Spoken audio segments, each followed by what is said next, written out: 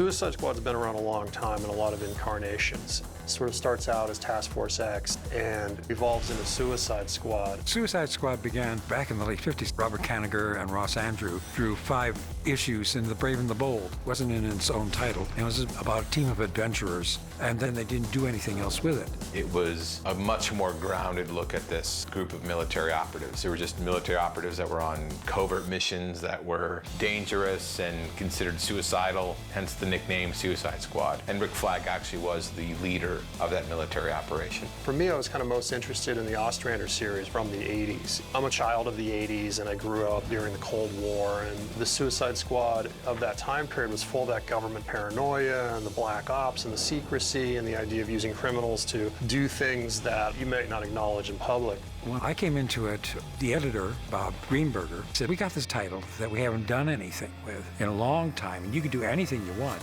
and it's called Suicide Squad. And my first reaction is, what a stupid name. Who in their right minds would belong to something that called itself a Suicide Squad? I started to go, well, okay, who would? People who don't have any other choice. Well, who don't have any other choice? Prisoners. Prisoners don't have a choice. Prisoners in the DC universe are supervillains. Okay, I like supervillains a lot. I like playing with supervillains. They appeal to the bad side of us. They say things, they do the things that we might think or feel, but we don't do, mainly because we're more civilized than they are.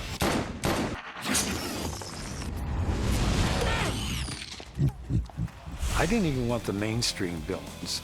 I wanted villains that they could say, yeah, sure, John, go ahead, take them, do whatever you want. Because then I could play with their backgrounds, their characters, and if you're going to call it Suicide Squad, characters have to die along the way. And we did that from the very first appearance of the squad in Legends. It's been one of my favorite comics forever. It's full of characters that you at one time wished would get together, and now all of a sudden they're together. And not only are they together, but they're going on missions together, and they are experiencing things together, and you get an opportunity to explore psychologically what all these characters are like in their personal lives, and then all of a sudden that is sort of squished together and you see how it comes out on the big screen. And I think there's a tremendous amount of wish fulfillment with these characters. There's a lot of people that wish that they could do the kinds of things these characters do. I think the idea of taking characters that aren't typically good, that are the ones that are actually fighting the heroes, whether it be Superman or Batman, I think that's something that's fresh. The Suicide Squad characters, both as individuals and as part of the squad, have a legacy that goes back generations. So it's rewarding for us to be able to take these characters and bring them to the big screen. And let me shift you guys this way a little bit, and Greg's go back there. Thank you. For me, the struggle is to be respectful of the source material, of the comics, of the origin stories of these characters as written, and at the same time to adapt them, because it is an adaptation. You know, these are new scenes, it's new dialogue, new trajectories for them. They're coming together in new ways.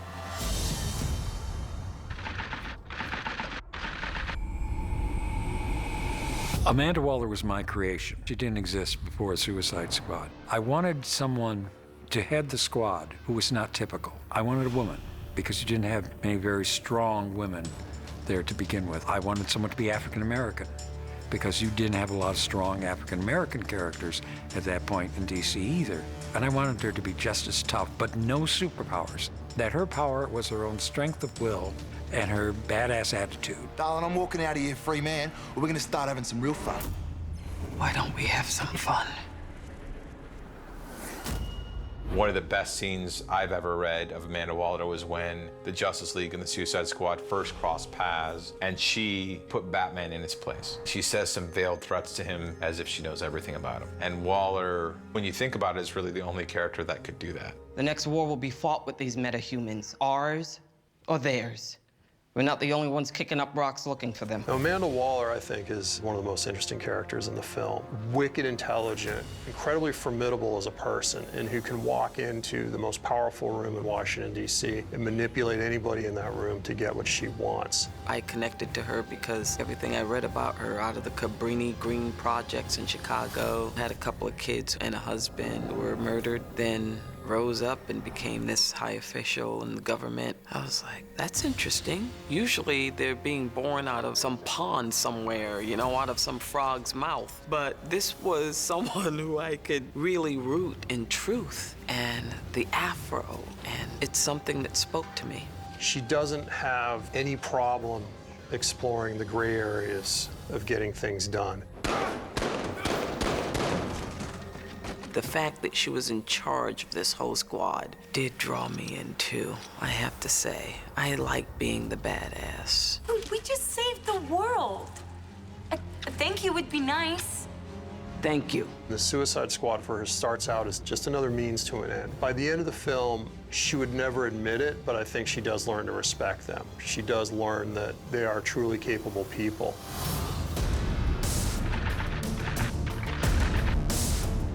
Rick Flag was originally part of the Suicide Squad in the 50s. I wanted to have that touch of continuity to it. Originally, his origin went back to World War II. That was a little far back now for what we were doing. So I made him Rick Flag Jr., and Rick Flag Sr. had the origin that Rick Flag originally had in The Brave and the Bold. He was a military man, and he also had suffered and lost. Waller hires him to keep the bad guys in line. Colonel Flag's role is to take some very unruly kindergartners out on a field trip. You're going somewhere very bad to do something that'll get you killed. But until that happens, you're my problem. He's a military guy. He's very square, very direct fella. I remember right before we were about to shoot, Joel was finishing another film. David was like, I want Joel to go out in the wilderness and just get his ass kicked. I want these guys to like show him what it's like to actually have to be that real guy. And Joel was more than willing to do it. He's the kind of guy that has been in all the different kinds of various special forces groups. David really wanted to give me as close to a first-hand experience as you can get. So we went in deep with these military guys. Going to rely on the tension of the spring to seat that bolt all the way. We had 2 or 3 extensive personal training sessions where we were out in the woods and carrying stuff and finding targets and then coming back. It was intense, but helpful to find the core of the character and understand where he comes from. By giving the actor that experience and be able to see firsthand what it would be like is just only giving them more tools in their arsenal to work with.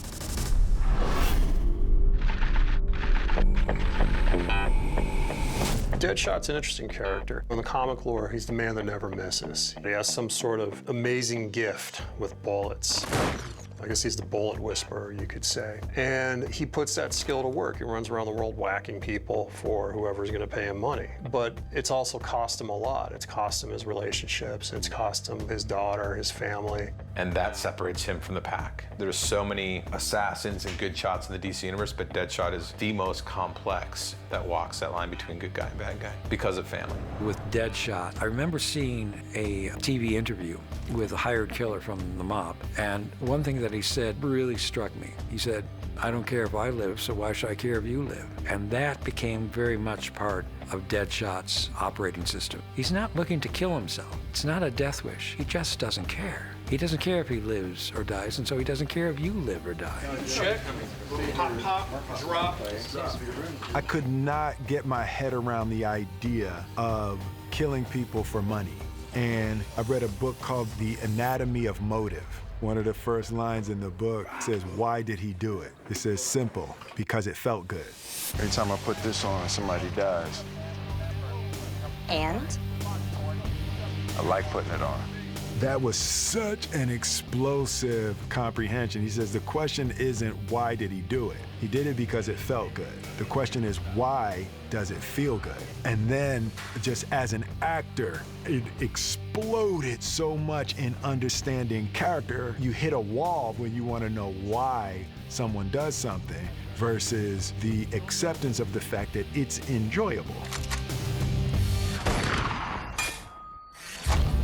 Then it really helped me to create that backstory of power and dominance and how he must have, during his childhood, felt really disempowered. And to be able to kill somebody from 100 yards was super empowering. Suicide Squad!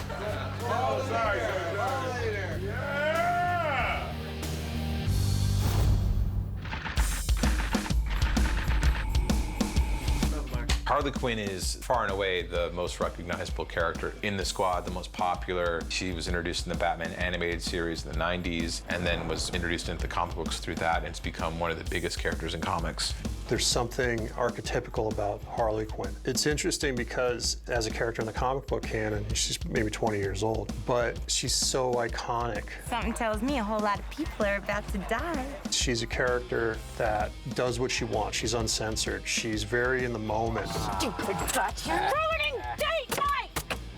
She's mad, she's insane, she's all over the place, but she's tough, she can fight, she's witty, she's clever, she's beautiful. Harley's incredibly dimensional and incredibly liked by the fans, which is really interesting, and I didn't understand why to begin with before I'd started reading the comics, and then of course about 3 comics in, I was obsessed with her, as everyone else is. But I wanted to figure out what fans liked about her so much, and it kind of turns out, in my opinion, that people really like how flawed she is.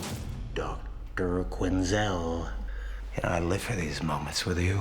At one point, she was this sort of demure, quiet psychiatrist, and she was the Joker psychiatrist in Arkham Asylum, which maybe was her undoing or her creation. And that's the beginning of their relationship and the beginning of her history, in a sense. The question is, did she create herself? Did he create her?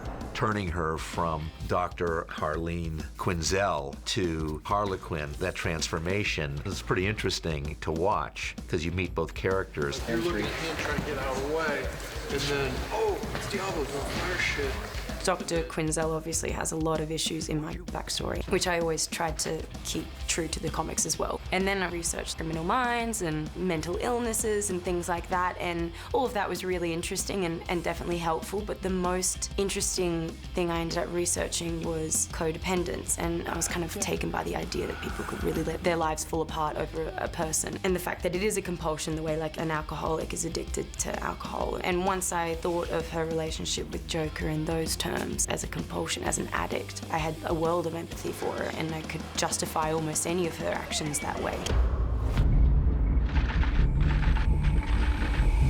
Killer Croc, he's more like the original version, which was this guy who had a kind of a skin condition. He wasn't a giant monster like he sometimes is in the books. And Croc, to me, very dangerous and deadly.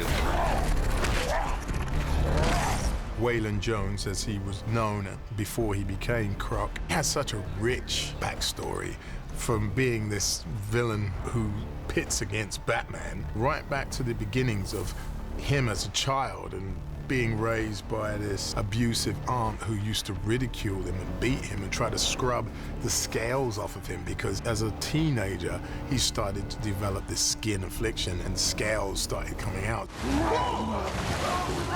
He was treated like a monster and he became a monster, and really isolated himself from the world and isolated himself from society and become a bit of this literal underworld figure. David had a pretty precise idea of what he wanted Killer Croc to look like initially. He showed me some photographs and images, but it evolved as we moved closer to principal photography.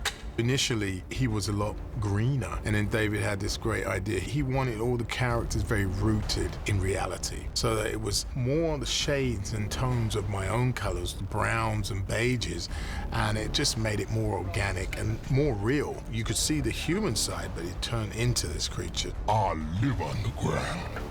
Y'all are just tourists. I think Adewale may have actually eaten a person for real as prep for the character. He really became a crocodile for this movie, and there were people in the film who came up missing.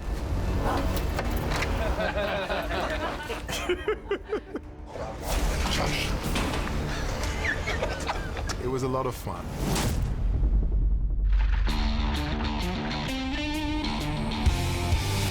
Set. Ready. And action. Captain Boomerang is an interesting character, and he has a little bit of a bad legacy in the comics because the world evolves, and when you have comics that go back to the 60s, we definitely live in different times, thankfully. Some of the characters weren't being used anymore by some of the other books. For instance, The Flash, as it was being relaunched. Well, they weren't using the Rogues Gallery there right away. No honor among thieves, eh? And Bob Greenberger suggested that we use Captain Boomerang. I said, no, Captain Boomerang, he's just a stupid-looking character. He's silly. But then we got into him, we started using him, and I love playing with Captain Boomerang. He became one of the stars of the book. John Ostrander saying that Captain Boomerang is one of his favorite characters to write is because he's so much fun to write, because you can do anything, and there's no situation where he's not going to crack open a beer and take a sip in the middle of a dramatic situation, because that's just who he is. Captain Boomerang's probably my favorite character. Growing up reading the comics, he was always my favorite in the squad. He's just a jerk, and he's unapologetically a jerk. There's a scene in the film that is in the comics with Slipknot where he tells Slipknot, these bombs are total bullshit. I'm out of here, you should go that way, I'll go this way. And Slipknot's like, okay. And then he waits, and Boomerang hears a big explosion. He's like, oh, I guess it's real. With Jai, he's playing a bogan, which I think is Australian for a redneck. Boomerang's a jewel thief, a sort of skeezy character and not really necessarily likable. And David really wanted me to find my inner shitbag, pretty much. His words, not mine. All right, let's try this alt version. We're a bunch of soft c***s. No. So the next few months were basically a journey of discovery. Captain Boomerang is really the it of the group, the spirit animal. He does what he does when he wants to do it, and he's a special fella. He's a very special fella. Is he trustworthy? No, not at all. I wouldn't trust him for a second, but he's a lot of fun to hang out with. We have a spot of luck, eh? They're walking the park. Easy peasy. Don't make me shoot you.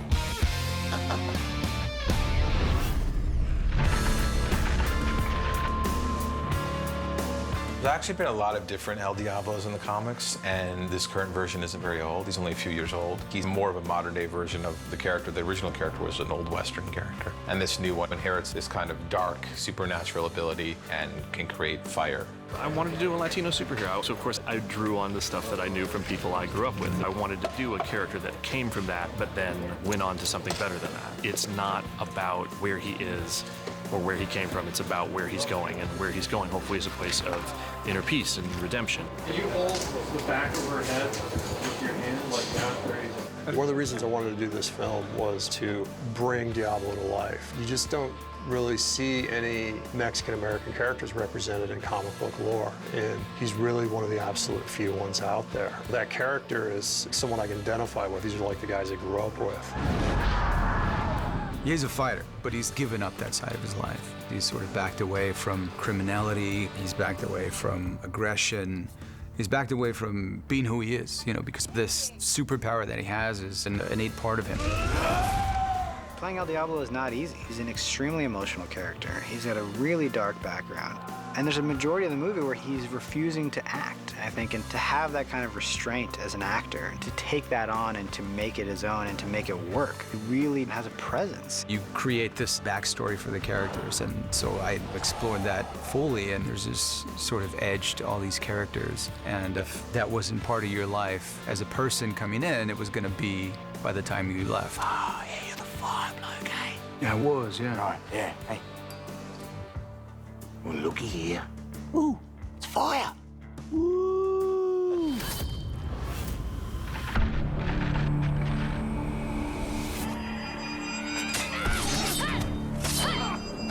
Katana was a member of a group called the Outsiders. And the Outsiders were a group of heroes that Batman put together after he left the Justice League. And Katana probably is going to be the most popular out of the new characters that were introduced in that group.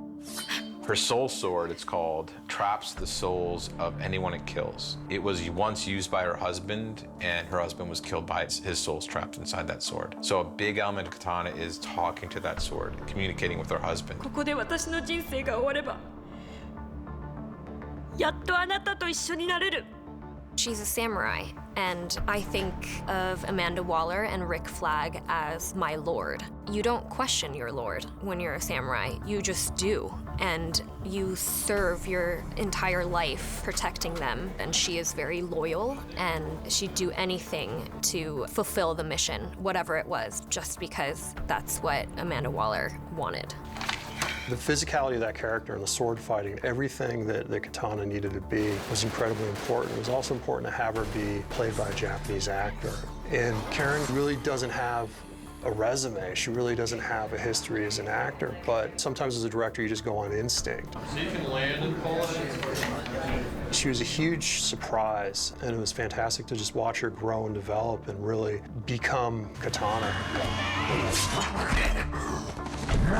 So So much of her character comes from her martial arts background and her katana skills. So it helped a lot to go through the fitness training during pre-production. Physically looking like the character helped, but also being able to do all of the moves and go through all of the action on my own. That's when it felt like I was truly becoming Katana. There it is. Ready? Pussy. I said pussy. Oh, sorry. Part of this journey is you go and you make a movie and you cast actors, and you have all these smart, cagey, capable, talented people who are meeting each other for the first time. And for me, the film lives or dies on their on-screen chemistry and believing that they are a family and that they do have this regard and trust and familiarity with each other. And I was really anxious during the initial weeks of rehearsal as they slowly started to break the ice and bond. And then once we're shooting, I look around and they're always hanging out together on set, off camera. They seem to become inseparable. I go on Instagram and like, what are you guys doing? What's this? You know, every weekend they're hanging out together. So they became lifelong friends out of this. David! David, hi! David! We were really wonderfully surprised about how well the squad bonded once they were out of Bel Rev. That shooting period went on and the film went on and on. They became closer and closer. In the scenes that there needed to be a little more friction in the early part of the film, David actually had to slow us down a little bit. He was like, no, you're not friends till later in the movie. Right? You know, so we all got snuggled up really quickly. And we bonded because we all wanted to make a great movie for David. Seriously. Anything he wanted us to do. He could have told us to dive out of a damn plane in a parachute, 15,000 feet in the air. We would have thought about doing it. The squad was something else. Like, the squad on screen is really cool. The squad off screen, I've never seen anything like it. I've never experienced anything like it on a film before. I mean, we were joined at the hip. You couldn't separate us. Kara's not even in the squad technically, and she's one of our most integral members off screen. She was always there. She's so much fun. It was something really unique, and it definitely added something on screen that I don't think we could have had without that bonding process.